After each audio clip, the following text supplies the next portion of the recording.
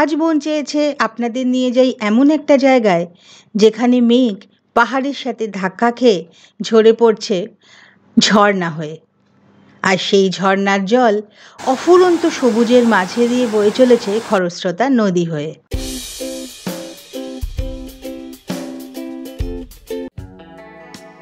আজ মন চেয়েছে আর একটা এপিসোডে আপনাদের সবাইকে জানাই স্বাগত। আপনারা দেখে বুঝতেই পারছেন আমরা কোথাও একটা বেড়াতে যাচ্ছি।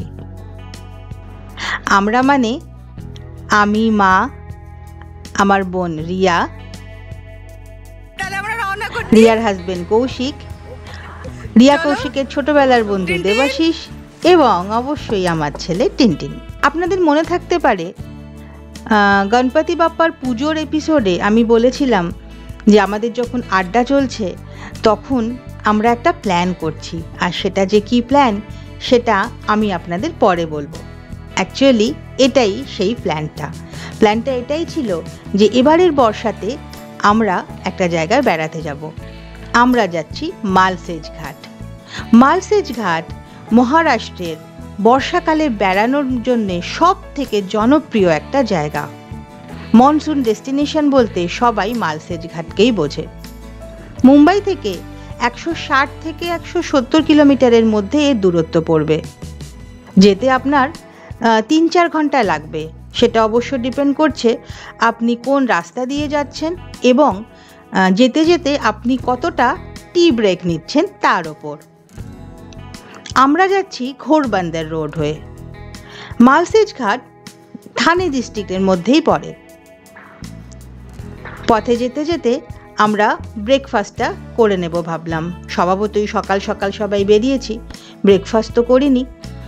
তাই হাইওয়ের পাশে প্রথম যে রেস্টুরেন্টটা খোলা পেলাম সেখানেই আমরা আমাদের ব্রেকফাস্টটা করব বলে ঠিক করলাম।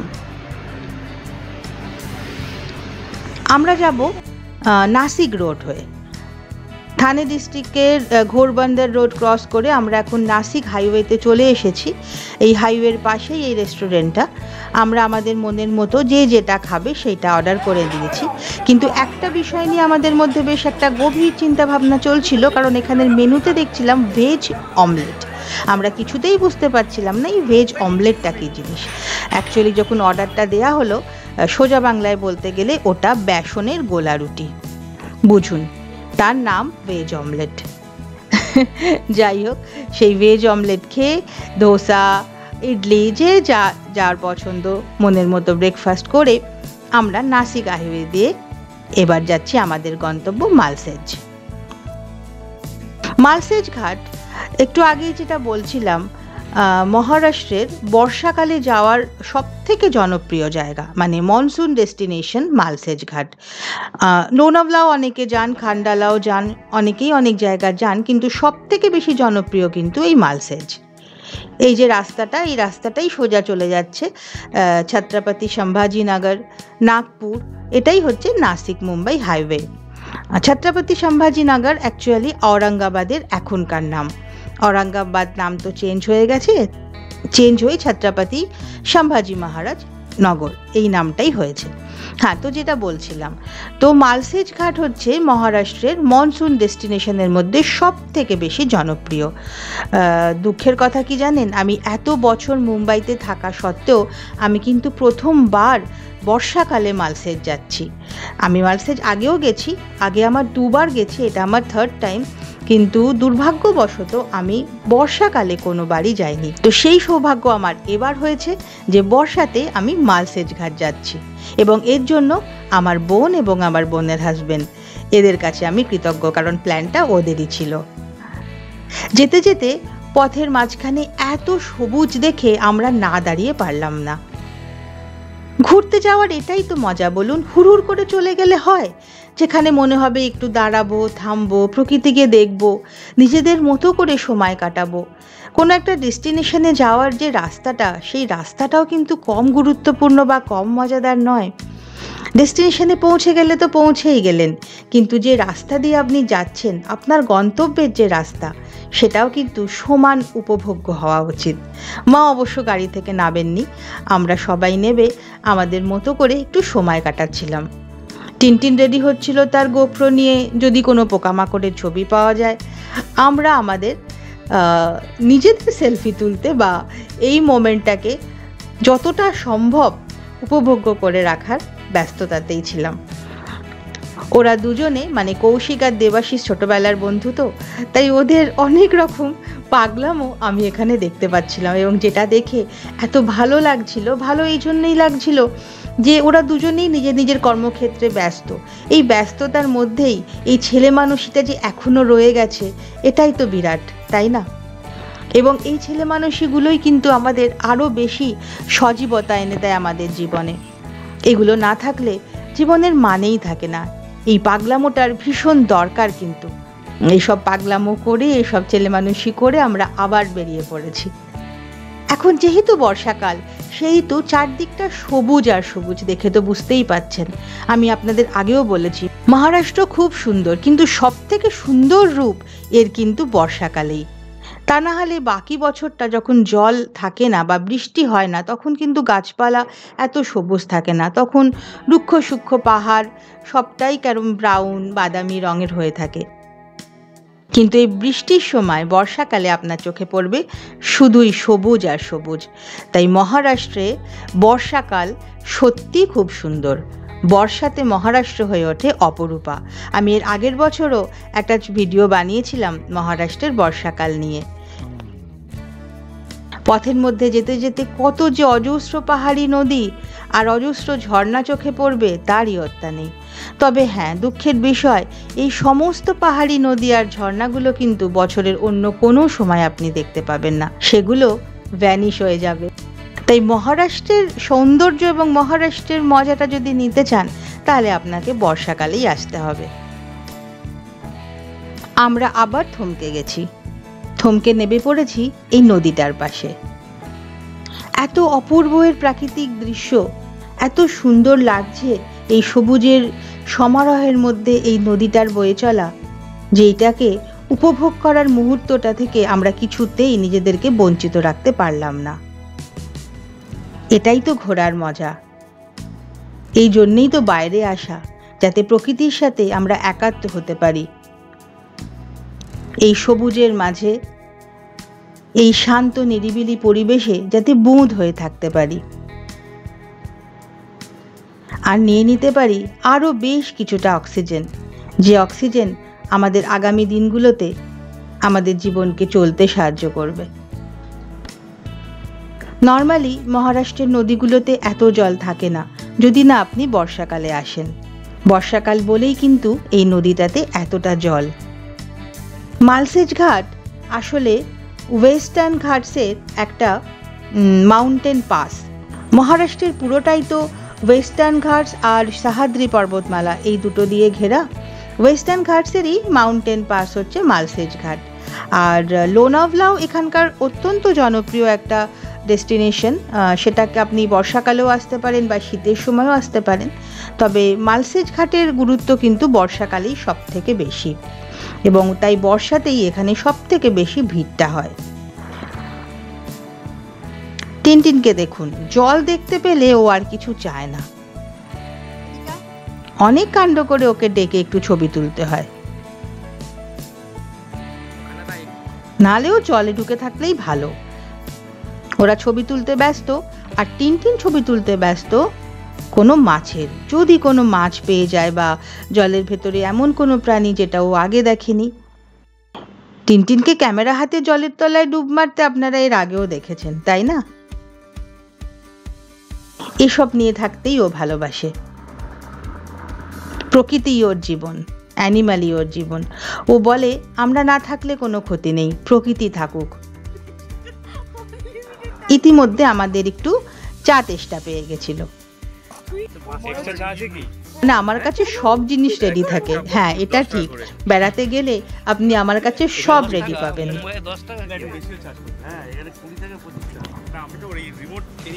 তাই চায়ের সরঞ্জামও আমার কাছে রেডি ছিল।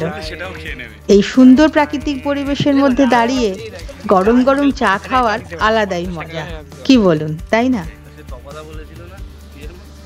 কি ভালো লাগে বলুন তো, ছোট্ট একটা মিনি পিকনিকের মতো।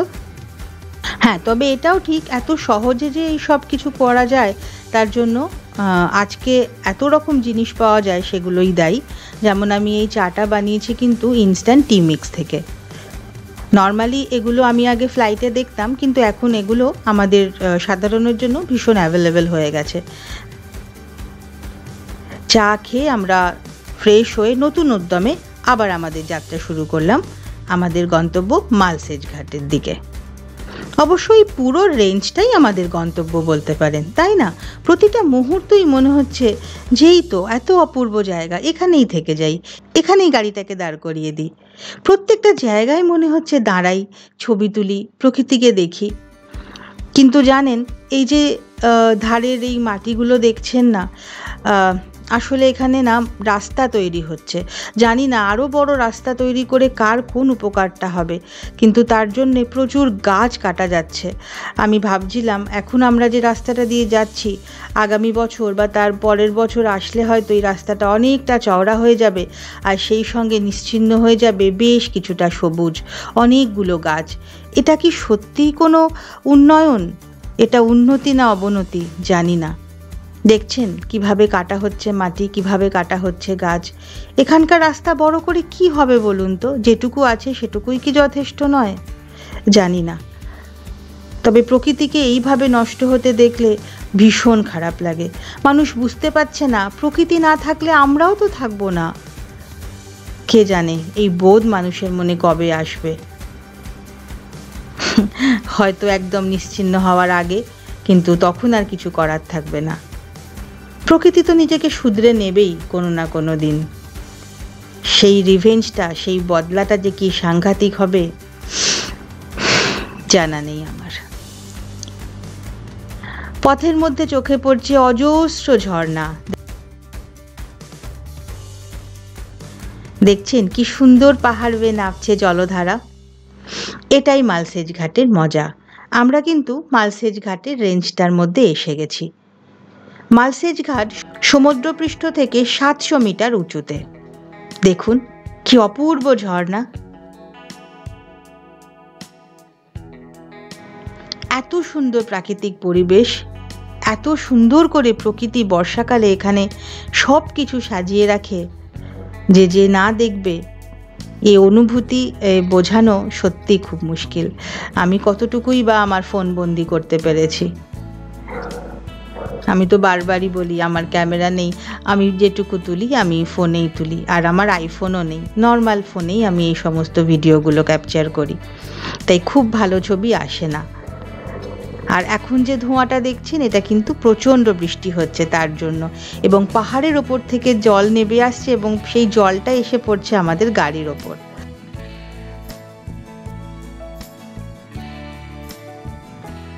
এখানে আমরা কিছুক্ষণ থামবো, কারণ গাড়িতে যেতে যেতে এই দৃশ্য উপভোগ করার কোনো মানে হয় না গাড়ি থামিয়েই যদি না দেখলাম।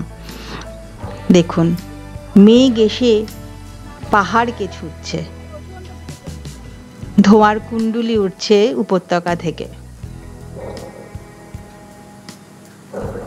আমি যখন মেঘালয় গেছিলাম তখন দেখেছি মেঘালয় মানে মেঘের আলয়, মেঘের বাড়ি, সত্যি সার্থক মেঘালয় নাম। মেঘ একেবারে জানলা দিয়ে বাসের মধ্যে ঢুকে আসছিল। আর এই বর্ষাকালে মহারাষ্ট্রেও কিন্তু আপনি সেই একই ফিলটা পাবেন। মেঘ মনে হবে আপনার সামনেই চলে এসেছে, গাড়ির জানলা দিয়ে গাড়ির ভেতর ঢুকে যাচ্ছে। দেখছেন চারদিকে শুধুই মেঘ আর মেঘ, কতটা নিচে নেমে এসছে মেঘ, পাহাড়কে এসে ছুঁচ্ছে, আর তারপর সেটা নেমে যাচ্ছে জলধারা হয়ে, ঝর্ণার রূপ নিয়ে। আর সেই ঝর্ণার জল তিত্তির করে বয়ে চলেছে নদী হয়ে।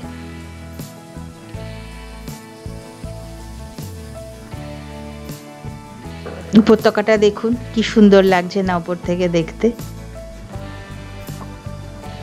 যে ঝর্ণাটা ওপর থেকে পড়ছে সেই জলটাই নদী হয়ে বয়ে চলেছে উপত্যকা ধরে। অপূর্ব, সত্যিই অপূর্ব। পশ্চিমঘাট পর্বতমালার এই রূপ বর্ষাকালে না এলে কিন্তু দেখতে পাবেন না। পশ্চিমঘাট পর্বতমালা বা ওয়েস্টার্ন হিলস। ভূগোল বইতে পড়তাম ছোটবেলায়, আমার ভূগোল বরাবরই প্রিয় ছিল, কিন্তু সত্যি আমি তখন ভাবিনি যে পশ্চিমঘাট পর্বতমালার কথা ভূগোলে পড়ছি, ম্যাপ পয়েন্টিংয়ে আমাদের দেখাতে হতো পশ্চিমঘাট পর্বতমালা কোথায় শুরু কোথায় শেষ, সেই পশ্চিমঘাট পর্বতমালাকে ঘিরেই আমি থাকব, বা পশ্চিমঘাট পর্বতমালা আমাকে ঘিরে থাকবে। মুম্বাইয়ের পুরোটাই তো পশ্চিমঘাট পর্বতমালা। কি অদ্ভুত না?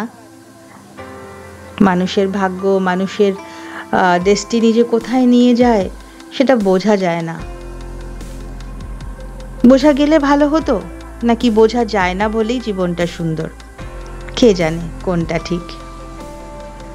আগে থেকে সব জেনে যাওয়া ভালো, নাকি জীবন যখন যা দেবে সেটাকে সেই মুহূর্তে সেভাবে গ্রহণ করাটাই ভালো? কবিগুরুর ভাষায়, ভালো মন্দ যাহাই ঘটুক সত্যেরে নাও সহজে, সেটাই বোধহয় ঠিক। কেমন লাগছে বলুন তো এই ঝর্ণাগুলো দেখতে আপনাদের? জানাতে ভুলবেন না কিন্তু। আমি জানি আমি খুব ভালো করে আপনাদের দেখাতে পারছি না, কিন্তু আমার চেষ্টায় কিন্তু কোনো ত্রুটি থাকে না।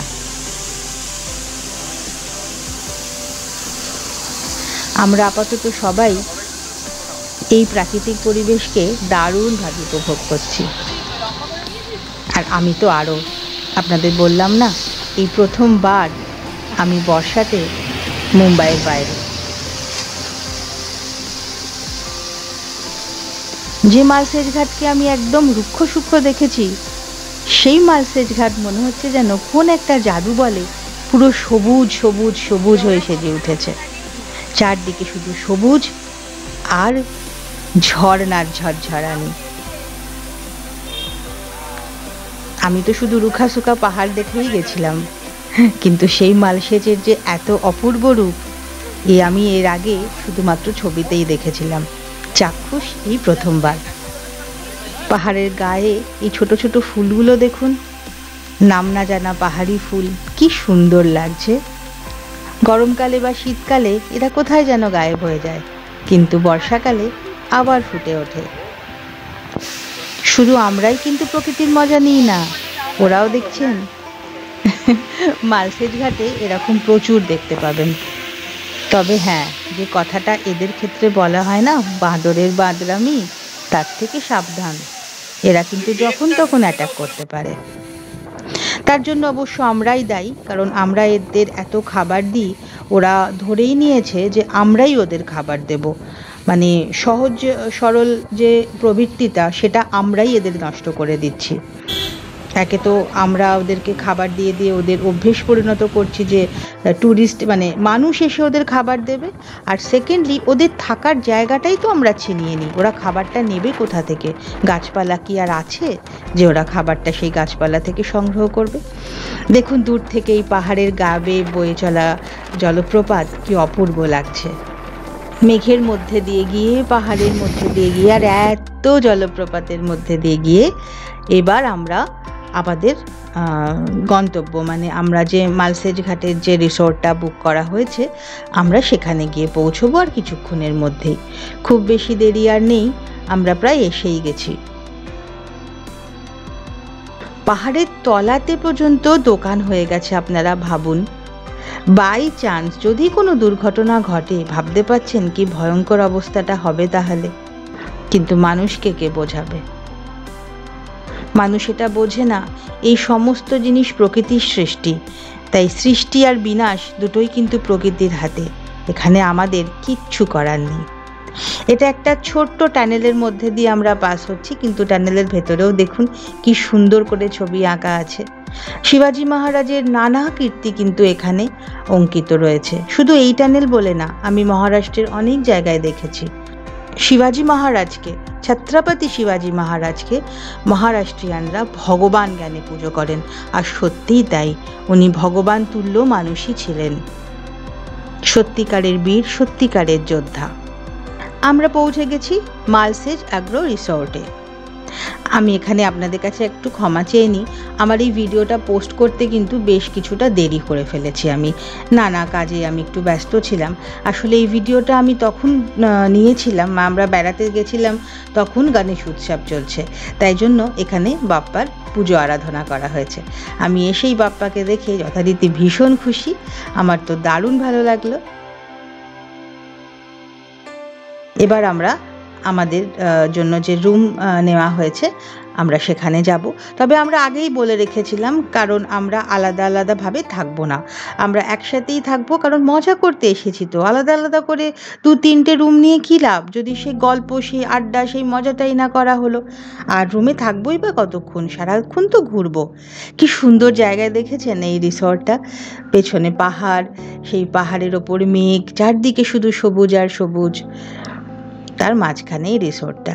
শুধু রাতটুকু ঘুমানোর জন্য এটা নেওয়া, সেই জন্য আমরা সবাই একসাথে থাকবো বলেই আমরা একটা বেশ বড় রুম, আর তাতে 3টে বেড পাতা রয়েছে। 3টে না, 2টো, সরি, বেশ বড় বড় বেড, আমাদের কোনো অসুবিধেই হবে না সবাই মিলে একসাথে থাকতে। আমরা একটু রেস্ট নিয়ে একটুখানি ফ্রেশ হয়ে আবার বেরিয়ে পড়েছি। এখনও আমরা খাইনি কিন্তু, মানে আমাদের লাঞ্চ এখনও হয়নি। তাতে কি, খাওয়া দাওয়া পরে হবে। আমরা এখন যাব একটা জলপ্রপাত দেখতে, যে জলপ্রপাতটার নাম হচ্ছে কালু জলপ্রপাত বা কালু ওয়াটারফলস। আসলে কি বলুন তো হয়েছে ঘটনা, আমাদের কাছে কালু জলপ্রপাত সম্পর্কে পুরো ইনফরমেশান ছিল না, একেবারেই ছিল না। শুধু আমরা এটুকু দেখেছিলাম যে মালসেজ ঘাটে কালু জলপ্রপাত আছে এবং যেটা রীতিমতো ফেমাস, রীতিমতো বিখ্যাত। তবে এটা আমাদের একটা শিক্ষা যে এরপরে আমরা কোথাও গেলে আমরা কখনোই কিন্তু ফুল ইনফরমেশান না নিয়ে যাব না। এখানে এসে আমাদের কি অভিজ্ঞতা হলো আমি আপনাদের সবিস্তারে সবটাই বলবো। তবে রাস্তাটা দেখতে পাচ্ছেন তো, এখানে কিন্তু আসলে কোনো রাস্তা নেই, পুরোটাই মাটির রাস্তা, গ্রামের ভেতর দিয়ে আপনাকে যেতে হবে এই কালু জলপ্রপাতের জন্য। এবং কালু জলপ্রপাত আপনারা পরে যদি আপনারা খোঁজ করেন বা আপনারা দেখে নিতে পারেন, বিভিন্ন এখন সাইট আছে সেখানে। এটা কিন্তু প্রপার একটা ট্রেকিং, এবং যারা ট্রেক ভালোবাসেন, যারা রীতিমতো অভ্যস্ত, তারাই কিন্তু এই কালু জলপ্রপাত দেখতে আসতে পারেন। আমাদের কাছে ইনফরমেশান ছিল না, আমরা বিনা ইনফরমেশানেই চলে এসেছি কালু জলপ্রপাত দেখবো বলে, এবং আমাদের সবার একটা ইচ্ছা, মনের ইচ্ছা যে আমরা সেখানে স্নান করব। আমরা সেখানে জলপ্রপাতের নিচে দাঁড়িয়ে আমরা স্নান করব। তাতে চলো কালু জলপ্রপাত দেখতে। কোনো রাস্তা নেই, একদম গ্রাম, মাটির রাস্তা, সেখানেই আমরা এসে পৌঁছে গেছি। আমাদের তো এখনও খাওয়া দাওয়া হয়নি, আর এই জায়গাটা দেখেই আপনারা বুঝতে পারছেন সেভাবে খাওয়া দাওয়ার বন্দোবস্ত এখানে নেই। কিন্তু এখানে গ্রামের মানুষরাই তারা নিজেদের রান্নাঘর থেকে এই সমস্ত টুরিস্টদের জন্য খাওয়ার ব্যবস্থা করেন। তারা ঘরোয়া রান্না করে খাওয়ার পরিবেশন করেন। গরম গরম ভাত, ডাল, রুটি, তরকারি, ওনাদের রান্নাঘরে যা হয় ওনারা সেটাই পরিবেশন করেন। খেতে কিন্তু বেশ ভালো হয়। আমি অনেক রকম রান্না খেয়ে দেখেছি, একটা খুব সুন্দর ঘরোয়া স্বাদ থাকে সেই রান্নার। টিনটিন বাবু অবশ্য কাপ নুডলসেই খুশি। এই সমস্ত খাবার খেয়ে দিয়ে আমরা আবার রওনা দিলাম কালুর উদ্দেশ্যে। ওই যে দূরে দেখা যাচ্ছে, দেখছেন একটা সরু ফিতের মতো দেখা যাচ্ছে, ওটাই কালু জলপ্রপাত, ওখানেই যেতে হবে আমাদের। এই যে দেখুন, একটু কাছ থেকে দেখানোর চেষ্টা করছি। এখন তো ফিতের মতো লাগছে, কাছে গেলে তো আর ফিতের মতো লাগবে না। দূর থেকে আপাতত দেখে মনে হচ্ছে একটা সরু ফিতে পাহাড়ের গায়ে কে যেন লেপ্টে দিয়েছে। এখানে এসে শুনলাম যে 1 কিলোমিটার হাঁটতে হবে। 1 কিলোমিটার হাঁটতে হবে শুনে আমি হাত তুলে দিয়েছি। আমি বললাম তোমরা যাও, আমার পক্ষে সম্ভব না এখন 1 কিলোমিটার হেঁটে অত দূর যাওয়া। সেই মতোই ঠিক হলো যে ঠিক আছে ওরা যাক, আমি আর মা গাড়িতেই থাকবো, আমরা আর যাব না। টিনটিনকে দেখে বুঝতে পারছেন, চানের জন্য একদম রেডি, সুইমিং কস্টিউম পরে রেডি। ওখানে গিয়ে চান করতে হবে তো, কালুর নিচে দাঁড়িয়ে চান করব, গোপ্রোতে ছবি তুলবো, তবে না মজা। সবার হাতে প্যাকেট দেখছেন চানের জন্য, সবাই কিরকম রেডি। শুরু করে দিয়েছে ওরা, মেন্টাল একদম রেডি হয়ে 1 কিলোমিটার হেঁটে আমাদের কালুর কাছে পৌঁছতে হবে। এইবারে দেখুন মজাটা কি হলো জানেন, কিছু দূর যাওয়ার পর ওরা আসল খবরটা পেল 1 কিলোমিটার নয় 4 কিলোমিটার হাঁটতে হবে। 4 কিলোমিটার যাওয়া, 4 কিলোমিটার আসা। অতএব বাবা চলো আমরা আমাদের রিসোর্টে ফিরে যাই। কিন্তু ভগবানের বোধহয় অন্য কিছুই মর্জি ছিল। ভগবান বললেন যে তোমরা একদম চিন্তা করো না, তোমরা মানসিকভাবে যা তৈরি হয়ে এসেছো তোমরা তাই পাবে। আসলে মন থেকে যখন খুব বেশিভাবে কিছু চাওয়া যায় না, জানেন তো, সেটা পূর্ণ হয়। আমরা ফেরত চলেই যাচ্ছিলাম, যেতে যেতে রাস্তার মাঝে হঠাৎ এই সুন্দর খরস্রোতা নদীটা আমাদের চোখে পড়ল। এখানে কেউ নেই, কেউ নেই, একদম ফাঁকা, শুধু আমরা। কালুর কাছে পৌঁছতে পারিনি তো কি হয়েছে, আমরা এখানেই আমাদের মনের যেটা ইচ্ছে ছিল যে ঝর্ণাতে চান করব, আমি বাদে অবশ্য বাকি সবার, তো সেটা ওরা সবাই বলল যে আমরা এখানেই আমাদের মনের ইচ্ছা পূর্ণ করে নেব। আমাদের এখন আর কোনো দুঃখ নেই যে কালুতে আমরা পৌঁছতে পারলাম না বলে, কারণ কালু থেকে ফেরার পথে সবার মন খুব খারাপ হয়ে গেছিল যে কালু অবধি আমরা পৌঁছতে পারলাম না। কিন্তু এই অপূর্ব হঠাৎ করে পাওয়া এই খরস্রোতা নদী আমাদের সব দুঃখ দূর করে দিল। এক নিমিষে আমাদের মন মেজাজ সব চেঞ্জ হয়ে গেল। সবাই খুশি এই নদীকে দেখে আর এই অপূর্ব প্রাকৃতিক পরিবেশে, এবং সব থেকে ব্যাপার হচ্ছে এখানে একদম কেউ নেই, শুধুই আমরা। দেখুন কি সুন্দর লাগছে না, দেখতে এরম লাগছে, কিন্তু আসলে এই নদীটাতেও কিন্তু প্রচণ্ড স্রোত ছিল, পাহাড়ের ওপর থেকে নেমে আসছে। হয়তো কালু জলপ্রপাতেরই অংশ এটা, মানে কালুই যখন নিচে দিয়ে বয়ে চলেছে নদী রূপে, এটা হয়তো সেটাই, আমি জানি না, হতেও পারে নাও পারে। কিন্তু এই পাথরের ওপর দিয়ে যখন এইভাবে জল নদী হয়ে বয়ে চলে, খরস্রোতা নদীর রূপ নেয়, তখন অপূর্ব লাগে, সত্যি অপূর্ব লাগে। এই দৃশ্য তো নর্থ বেঙ্গলে হামেশা দেখতে পাবেন, যখনই যাবেন নর্থ বেঙ্গলে, যেহেতু সারা বছর জল থাকে তাই সব সময় দেখা যায়।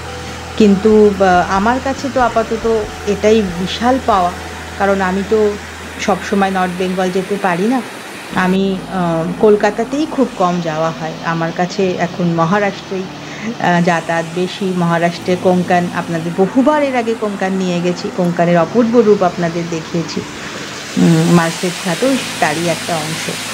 তো অপূর্ব লাগছিল, অপূর্ব, মানে এই সুন্দর প্রাকৃতিক পরিবেশে এই পাহাড়ি নদী, সঙ্গে শুধুমাত্র আমরা, আর কেউ কোথাও নেই, এ এক বিশাল পাওয়া।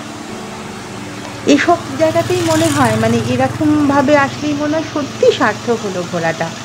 ঘোরার মজা তো তখনই না যখন আপনি পুরোপুরি সেটাকে উপভোগ করতে পারবেন, এবং আপনার সঙ্গে যারা আছেন তারাও সমানভাবে এনজয় করবে। আপনি যতটা এনজয় করছেন তারাও। ঘোরার সার্থকতা, ঘোরার মজা সেটাই। আর আমাদের সৌভাগ্যবশত আমরা সবাই একে অপরের সঙ্গ ভীষণভাবে এনজয় করি, ভীষণভাবে এনজয় করলামও, করছি। দূর থেকে দেখুন ওদের দুজনের মজাটা একবার, দুজনে নেমে পড়েছে কিন্তু মনের আনন্দে স্নান করতে। আর আমি এই ছোট্ট ব্রিজটার ওপর দাঁড়িয়ে চেষ্টা করছি কতভাবে প্রকৃতিকে আমি আমার ক্যামেরা বন্দি করতে পারি। বলে না, চোখই হচ্ছে সব থেকে ভালো লেন্স, চোখের থেকে বড় লেন্স আর ভালো লেন্স আর হয় না। আপনি কতটুকু ক্যামেরাতে বন্দি করবেন, যেটা আপনার মন দেখছে, যেটা আপনার চোখ দেখছে, মনের চোখ দিয়ে আপনি যেটা দেখছেন সেটা তো সারা জীবন আপনার কাছে বন্দি হয়েই থাকবে। ক্যামেরার সাধ্য কি তাকে বন্দি করার? তবু আমি চেষ্টা করছিলাম এই পড়ন্ত বিকেলে, আস্তে আস্তে সূর্য তো ঢলছে, এবার বিকেল হয়ে আসছে। এখানে একটাই সুবিধা যে অনেক দেরি করে সূর্যাস্ত হয়, তাই অনেকটা সময় পাওয়া যায়। এখন পড়ন্ত বিকেল, এখন প্রায় বিকেল 5টা 5:30 বাজে। এই সময় এই পাহাড়ি উপত্যকা, এই পাহাড়ি নদী, এই পাহাড়ি পরিবেশ, এই সবুজের সমারোহ সব মিলিয়ে অপূর্ব, অপূর্ব মানে অপূর্ব। আমি বলে, আমার ভাষায় আমি বলে বোঝাতে পারবো না। মা এতক্ষণ গাড়িতে বসেছিলেন, মাকে আমি জোর করে নামালাম, আলাম এই সুন্দর পরিবেশে গাড়িতে বসে থাকার কোনো মানেই হয় না, চলো আমরা দুজনে নামি, একটু ছবি টবি তুলি। ইতিমধ্যে কিন্তু আকাশে অল্প অল্প মেঘ জমতেও শুরু করেছে, সূর্যি মামাও আছেন, আবার মেঘকেও আস্তে আস্তে জমতে শুরু করেছে। বৃষ্টি কিন্তু আসার পূর্বাভাস, আমরা বুঝতে পারছিলাম খুব জোরে এবার একটা বৃষ্টি নামবে। এসব করে আমরা চলে এসেছি একটু কফি খেতে। কফি খেতে আমরা চলে এলাম কালু নদীর ধারেই একটা রেস্টুরেন্টে। এটা রেস্টুরেন্ট কাম রিসোর্ট দুটোই বলতে পারেন। আর এটা হচ্ছে যে জলপ্রপাত দেখতে গেছিলাম আমরা কালু, সেইটারই কালু নদী। এই কালু নদীর পাশেই আছে কালু ড্যাম। আমরা ঠিক করেছি আমরা চা কফি যাই খাই না কেন সেটা খেয়ে নিয়ে আমরা কালুর ড্যামটাও একটু দেখে আসব। তো এখানে এই আসন্ন সন্ধেবেলায় এই কালু নদীর ধারে দাঁড়িয়ে চা খেতে, কফি খেতে বেশ ভালো লাগছিল। আমরা একটু বসে রিল্যাক্স করে, একটু গল্পগুজব করে, কিছু ছবি টবি তুলে আমরা এখানে সন্ধেটা খুব সুন্দর কাটালাম। এই সব করে আমরা এবার ঠিক করলাম ড্যামটা দেখতে যাব। ওনারা বললেন যে পাশের রাস্তাটা দিয়ে গেলেই আপনারা ড্যামের কাছাকাছি পৌঁছতে পারবেন, কিন্তু ততক্ষণে সন্ধেটা হয়েই গেছে, সূর্যি মামা ডুবি দিয়েছেন। আর দেখছেন সামনেটা ঘন কুয়াশায় ঢেকে গেছে পুরো রাস্তাটা, আমরা কিছুই দেখতে পাচ্ছিলাম না। তাই আর বেশি দূরে যাবার চেষ্টা করলাম না। আর সেই সঙ্গে প্রচণ্ড ঠান্ডা হাওয়া, প্রচণ্ড শীত করছিল, আর ঘন কুয়াশায় চারদিকটা ভর্তি। তাই আমরা আবার ফিরে এলাম আমাদের রিসোর্টে। সূর্যি মামা ডুব দিলেও একটা হালকা আলোর রেশ এখনো রয়ে গেছে, যার জন্য আমরা একটাই রুম নিয়েছি। সেই কাজটা এবার করে ফেলি, জমিয়ে বসে গল্প করি আর এক কাপ চা খাই। আমি বসে পড়েছি আমার সন্ধেবেলার টিফিনের ব্যবস্থা নিয়ে। চায়ের সঙ্গে আমি ঠিকই করেছিলাম ওখানে গিয়ে জমিয়ে গল্প করার সাথে সাথে আমি ঝালমুড়ি বানাবো। বললাম না আমাকে আমার বোন আর আমার বোনের হাজবেন্ড বলে চলতা ফিরতা প্যান্ট্রিকার, সত্যি আমি তাই। দেখুন সমস্ত অ্যারেঞ্জমেন্ট আমি করে নিয়ে এসেছি, ঝালমুড়ির সমস্ত উপকরণ আমার কাছে আছে, পেঁয়াজ লঙ্কাটাও বাদ দিইনি। সব কিছু নিয়ে বসে আমি এবার মুড়ি মাখবো। চায়ের অর্ডার করা হয়েছে, মুড়ি মাখাও হয়ে গেছে, এইবার জমিয়ে গল্প, চা আর ঝালমুড়ি। আর কি চাই বলুন তো? মাঝে মাঝে এরকম দিন না এলে হয়? কিরে কেমন হয়েছে বল? কলকাতার মুড়ি, কলকাতার ঝালমুড়ি। কলকাতা আমাদের সঙ্গে সঙ্গেই আছে, কিন্তু যতই আমরা কলকাতা থেকে 2000 কিলোমিটার দূরে থাকি না কেন, কলকাতা আমাদের মনের কাছে, যে সে দূরে যাবে কি করে? আমার মাও কিন্তু এসব খুব এনজয় করেন। আমরা যখনই বেড়াতে যাই বা আড্ডা মারি, ঘরে হোক বাইরে হোক, আমরা কোনোদিনই আমাদের গুরুজনদেরকে আলাদা করে কিন্তু করি না, সেটা একসঙ্গেই করি। আর একটা সারপ্রাইজ আমাদের জন্য অপেক্ষায় ছিল, সেটা রাত্রিরে হওয়ার ছিল। আমরা ডিনার করে নিয়েছিলাম এবং 12টার সময় কেক কাটবো বলে আমরা সবাই রেডি, সবাই জেগে আছি। আসলে এই দিন ছিল দেবাশিসের জন্মদিন, যেদিন আমরা গেছিলাম, এবং তার পরের দিন ছিল আমার বোন রিয়ার জন্মদিন। কিন্তু দুজনের একসাথে জন্মদিনটা যাতে হয় সেই জন্য কেকটাতে জয় আর রিয়া এই দুটোই আমার বোন নিজে লিখেছে, কারণ এখানে যে কেকটা পাবো সেটাই আশা করিনি, এটা যথেষ্ট ইন্টেরিয়ার, কিন্তু ও নিজে ওই ক্রিম দিয়ে লিখে এনেছে দুজনের জন্মদিনটাই যাতে একসাথে করা হয়, কারণ এইরকম সুযোগ পাওয়া যাবে না, অসম্ভব। মানে এরকমভাবে বাইরে দুজনের জন্মদিন একসাথে পালন করা।